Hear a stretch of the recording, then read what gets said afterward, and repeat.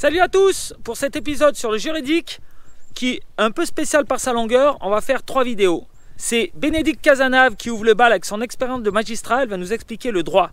Puis ce sera André Vianney Espinas du PGHM de Chamonix qui nous expliquera le rôle de l'enquêteur et comment il fait son compte-rendu. Enfin, c'est Jean-Philippe Gary du SNGM et pilote du réseau assistance qui nous parlera de la façon qu'ont les pros de la montagne de gérer toute cette procédure. C'est un gros morceau, mais il faut un peu d'implication pour comprendre les rouages de notre système. Allez, c'est parti pour Bénédicte. Je fais de la montagne depuis que je suis toute petite, parce que je suis née dans un milieu de montagnard. Donc j'ai pratiqué à peu près toutes les activités de montagne. C'est important parce que ça permet de mieux comprendre ce dont on va parler aujourd'hui. Je suis également magistrat, enfin j'ai fait toute une carrière de magistrat en montagne et ailleurs. Qu'est-ce que c'est magistrat? Magistrat, c'est juge. J'ai été juge d'instruction, Ok. et puis également juge civil, chargé de régler des litiges entre les personnes. Et puis je suis également engagée dans la Fédération française des clubs alpins et de montagne depuis... FFCAM, je le fais parce que j'ai un petit plaisir, c'est moi qui fais le... depuis de nombreuses années. Je suis actuellement secrétaire général de cette fédération, c'est-à-dire que j'ai une vision assez transversale.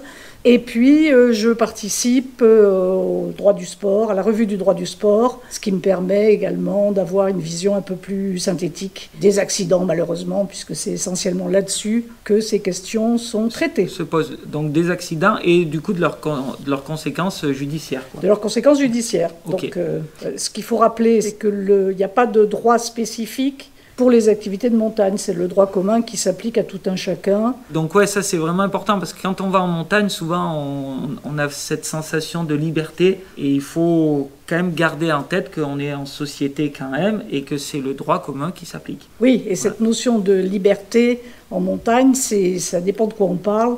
Si c'est pour faire ma trace où je veux, oui.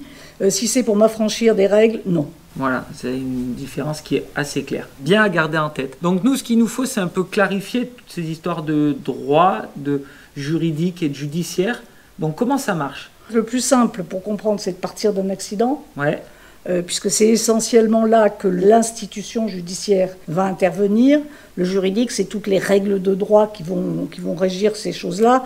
Par exemple, tout ce qui est réglementaire, la réglementation des professions, etc., c'est du juridique et c'est pas du judiciaire. Ok. Enfin, ça peut être du judiciaire si on s'est affranchi des règles, mais c'est ça, c'est-à-dire si moi j'ai pas, comme on disait, ma carte pro à jour, voilà. C'est une infraction. C'est une infraction. C'est une infraction pénale. Pénale, voilà. Cela étant, c'est pas seulement parce que c'est des papiers, c'est parce que c'est des règles de sécurité et qu'à la base on estime qu'il vaut mieux avoir sa carte d'éducateur à jour, voilà, et son assurance quand on emmène des gens en montagne. Donc la question première, c'est se faire ce distinguo entre responsabilité pénale et responsabilité civile. Celle qui fait peur et celle dont on parle le plus, c'est la responsabilité pénale, ouais, parce que c'est celle qui est la plus visible. Qui est la plus visible, ouais, et puis qui met derrière les barreaux. Alors ça fait un peu flipper, mais moi, la civile, si on me demande 14 millions demain, ça me fait aussi un petit peu... Oui, ça fait un peu flipper. Voilà, aussi. Non, mais c'est celle qui met derrière les barreaux. Il faut savoir quand même que dans nos activités, les peines de prison ferme, moi, j'en ai pas d'exemple du tout. Ok. Bon, mais par contre, ça peut être des peines extrêmement pénalisantes, notamment pour les pros. Il peut y avoir des interdictions d'exercice qui pèsent évidemment lourdement sur la vie des gens. Et puis, bon, il peut y avoir des amendes assez importantes. Donc, et puis, de toute façon, passer devant un tribunal, c'est jamais une partie de plaisir.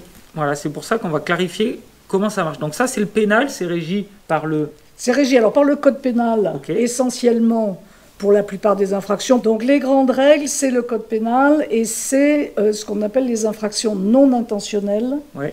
Alors ça, c'est important de bien comprendre que on dit parfois « j'ai pas fait exprès ». Effectivement, on a rarement fait exprès d'avoir un accident. Mais si on décortique, bien souvent, on va s'apercevoir qu'il y a des moments où on n'a pas fait ce qu'on aurait dû. Okay. C'est-à-dire on n'a pas été suffisamment vigilant sur les conditions météo, le niveau des clients. Enfin, donc, si on décortique, on va trouver des erreurs de comportement. Okay. Et plus elles sont graves, et plus on risque d'avoir une responsabilité pénale qui sera mise en cause. Ok. Détaillons déjà le pénal. Oui, alors le pénal, c'est donc des infractions dites non intentionnelles. Il faut qu'il y ait quand même un comportement anormal, un comportement imprudent, okay, ou une inattention. Et là, en plus, il y a un point important, c'est que le parquet le procureur, donc, qui va recevoir le compte-rendu d'enquête. D'accord, donc ce qui vient du PG. Du PG, donc André, quand il dépose son dossier, voilà, ça va au procureur. Il y a l'enquête qui dit voilà ce qui s'est passé, voilà l'enquête, j'ai entendu les gens qui m'ont raconté ce qui s'était passé, voilà ce que j'ai pu vérifier au niveau éventuellement des autorisations, canyon interdit par exemple, Béra complètement affolant. Il y a le contexte, c'est-à-dire est-ce que c'est un professionnel ou est-ce que ce sont des bénévoles, parce que l'appréciation n'est pas tout à fait la même. Exactement. Et puis un point important également qui est, mais ça on le sait avant même d'avoir l'enquête, qui est le retentissement médiatique de l'accident. C'est évident que quand il y a un accident important, surtout mettant en cause des mineurs, avant d'avoir l'enquête, on a la presse. Et ça, c'est un vrai facteur extrêmement important. Non, puis bon, alors, donc le procureur, quand il reçoit l'enquête, il n'est jamais obligé de poursuivre. Mais en France, le procureur a ce qu'on appelle l'opportunité des poursuites. Il ne va pas renvoyer, en plus, rajouter une poursuite pénale. Alors, ça va être le cas, par exemple, quand tu as deux copains qui vont faire une sortie en montagne. Il y en a un des deux qui meurt. C'est rare qu'on poursuive, même s'il y a eu des fautes, parce qu'on considère que la première punition du gars, c'est d'avoir ramené son copain mort, quoi. Bon, par contre les pros, il est bien rare qu'on classe sans suite pour des critères d'opportunité. Mais enfin, ça existe et c'est important parce que ça explique pourquoi tout le contexte peut colorer considérablement les choses. Et de même que les appréciations qui seront portées par le PGHM, ce sont des experts du comportement. Ils sont des montagnards, ils sont souvent professionnels en guide, ils sont experts de la montagne. Et donc ceux qui vont dire dans leur procès verbal, s'ils relèvent des fautes vraiment caractérisées, ça sera évidemment un élément à charge qui risque de déboucher sur une poursuite pénale. Donc le dossier, il est monté en gros à charge et à décharge, et après c'est donc le procureur qui va peser ça. C'est une enquête. C'est une enquête. Donc l'enquêteur doit être loyal et donc relever ce qui va dans un sens comme ce qui va dans l'autre. Donc ça c'est pour, on a dit tout ce qui était non intentionnel. Oui. Alors des infractions intentionnelles en montagne, il n'y en a pas beaucoup. Je fais des tentatives mais ça marche jamais. Oui, non, mais alors, évidemment, il y a l'homicide volontaire, ça peut arriver, mais enfin bon, je pense qu'on va l'écarter dans montagne, du raisonnement. Pas d'exemple, par contre, il y a une infraction qui est parfois utilisée, qui est l'infraction de mise en danger délibérée d'autrui, qui est le fait d'avoir un comportement dangereux, mais qui n'a pas eu de conséquences. Alors, il faut savoir, ça permet de mieux comprendre, c'est une infraction qui a été inventée pour punir les gens qui prenaient les autoroutes à l'envers, et qui, miraculeusement, n'avaient pas d'accident. Et il n'y avait pas d'infraction permettant de punir ce comportement. En montagne, ça a été utilisé essentiellement dans des dossiers d'avalanche, où des gens étaient allés se balader dans des zones un peu interdites, souvent. Mais il n'y avait pas eu, miraculeusement, il n'y avait pas eu de victimes. De conséquences, Il y a pu y avoir des poursuites.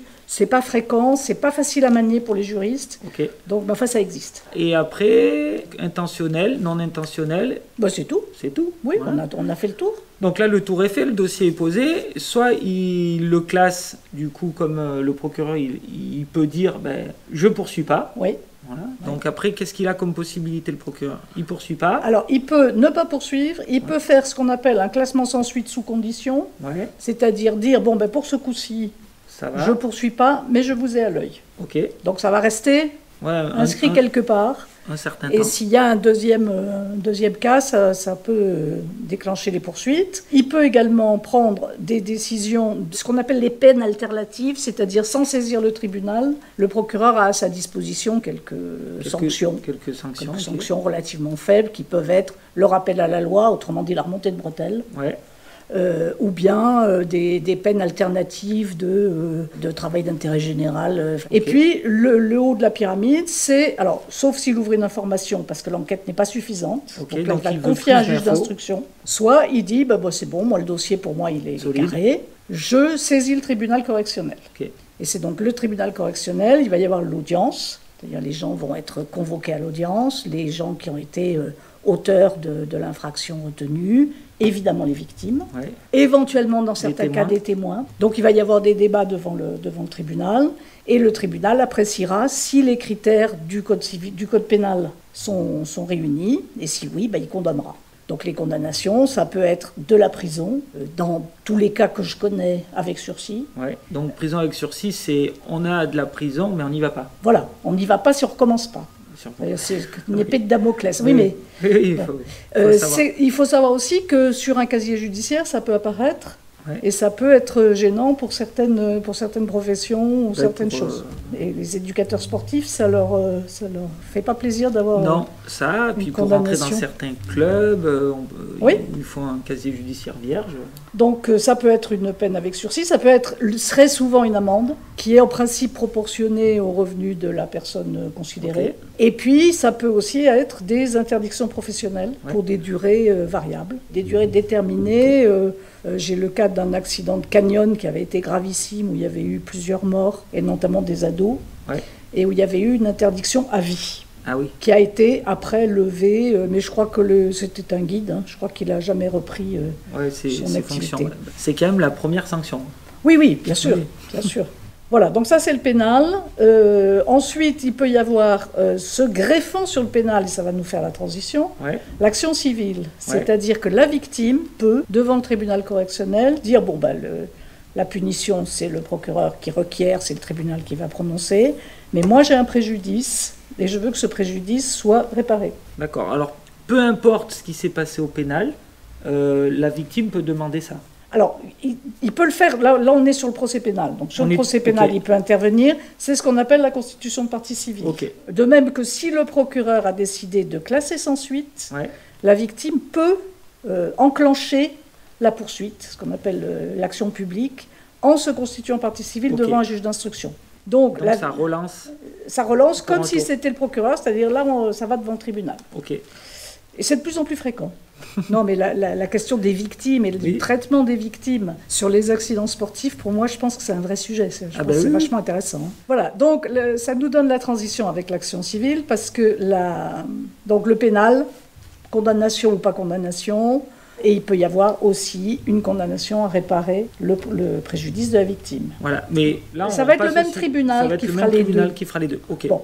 Par contre, s'il n'y a pas de poursuite pénale ou s'il y a une relaxe au pénal, la victime conserve toujours le droit de demander réparation de son préjudice devant un tribunal qui ne sera pas tout à fait le même. C'est-à-dire que ce ne sera pas le tribunal correctionnel, ce sera le tribunal de grande instance. Donc la victime peut toujours réclamer réparation de son préjudice. Mais là, c'est d'autres règles qui vont s'appliquer. C'est les règles du Code civil.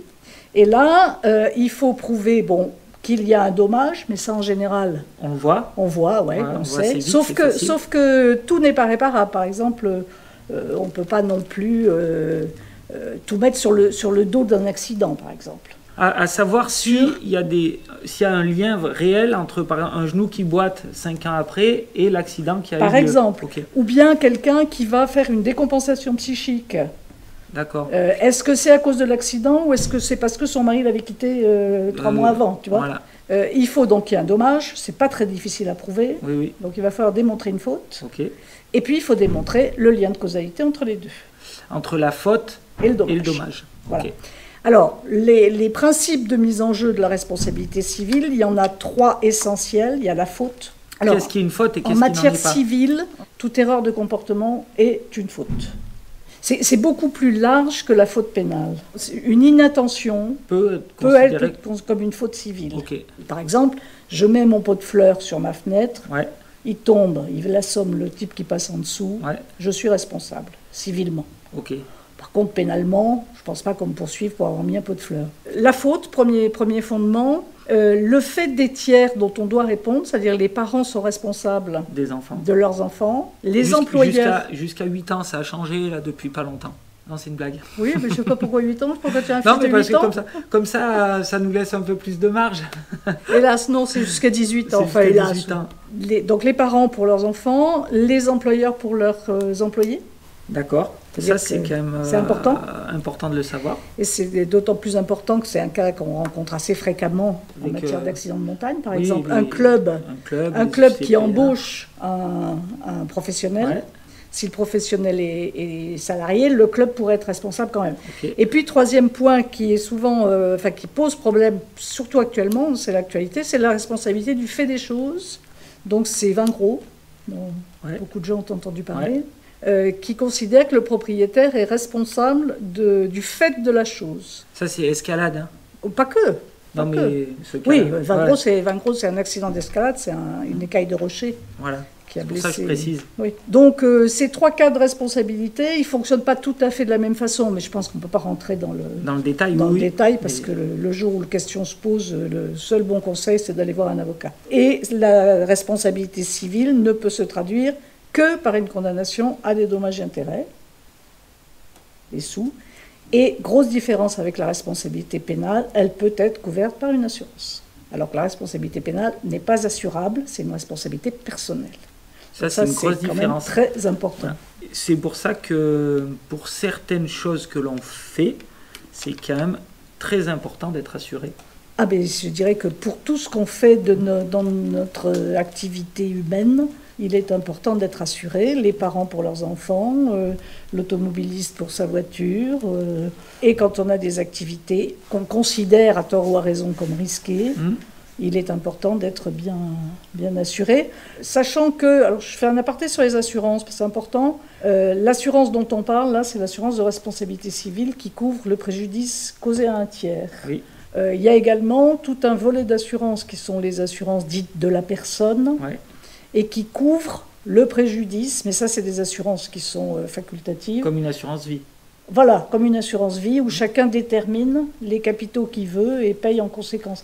Mais en montagne... On s'auto-assure en fait. Ouais, mais de s'assurer. En montagne, c'est vachement important. Eh bien oui. Et puis quand on est professionnel, qu'on a une famille, c'est aussi très important. Oui, c'est une question de responsabilité individuelle pour Exactement. le coup. Sachant que parfois, le fait d'avoir des gens qui ont une assurance, ça peut les dissuader de rechercher la responsabilité d'un tiers. Tu as un accident. Monsieur Tartampion.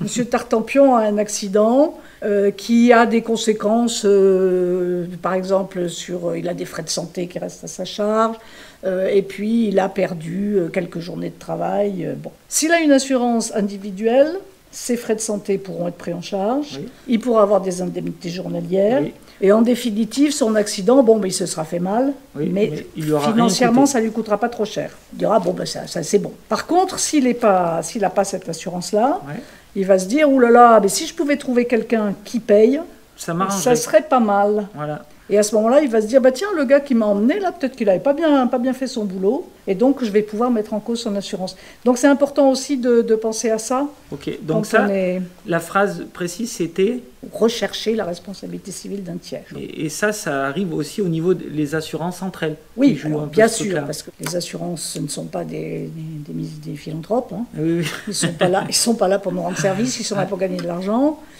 Et ça, c'est encore dans les sujets sociétaux, si j'ose dire, mais pratiquant des activités un peu risquées, c'est que aujourd'hui, personne n'imagine qu'un préjudice puisse ne pas être réparé. Dans la société française. Dans la société actuelle. Une petite question complètement en aparté de ça. Qu'est-ce que c'est une activité risquée ? Je ne pense pas que ce soit à moi de répondre. Mais une activité. Alors, si tu parles pour un assureur, c'est les sports aériens, c'est l'alpinisme. Parce qu'il n'y a pas beaucoup de pratiquants et beaucoup de conséquences. C'est pour ça. Non, mais parce que je pense que c'est aussi une question de représentation que les gens ont de ces activités. La highline est vécue par le grand public comme une activité extrêmement risquée. Alors qu'il y a très peu d'accidents. Et très peu d'accidents graves. Bon, l'escalade est considérée comme n'étant pas une activité à risque. Or, le nombre d'accidents en escalade est quand même très important. Alors, ce n'est pas toujours des trucs dramatiques. Non. Mais en SAE, il y a beaucoup d'accidents. Or, ce n'est pas du tout considéré comme risqué. D'accord. Mais après, la question de l'appréciation du risque, elle est personnelle. Hein. Et oui. Une petite question par rapport à... Donc, tout ça, on a vu comment ça allait être jugé, que chaque cas était singulier. Et ma question tourne par rapport à... On entend parler souvent de jurisprudence. Qu'est-ce que c'est ? Alors, c'est très intéressant parce qu'effectivement, chaque cas est un cas particulier. Et il ne faut pas toujours faire dire à un jugement ou une décision de justice plus que ce qu'elle a voulu dire. Alors, la jurisprudence, c'est l'ensemble des décisions rendues par les tribunaux qui est considérée comme pouvant guider les juges éventuellement, parce que le texte il est très très très général. Ouais. Et dans l'appréciation de ce qu'il y a dans le texte, parfois il faut dire, ben alors je ne comprends pas très bien.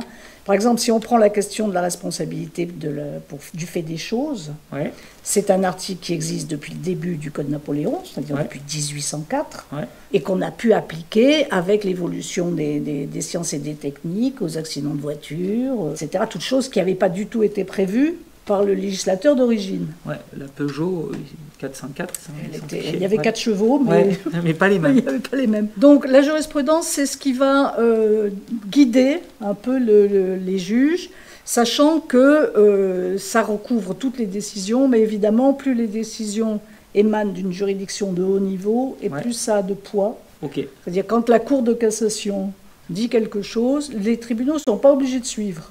Okay. Ils sont toujours libres de dire la Cour de cassation raconte n'importe quoi. Oui. Mais s'il y a un recours en cassation, ben, il risque à la fin de se faire casser. Donc, on aura perdu du temps, de l'argent, etc.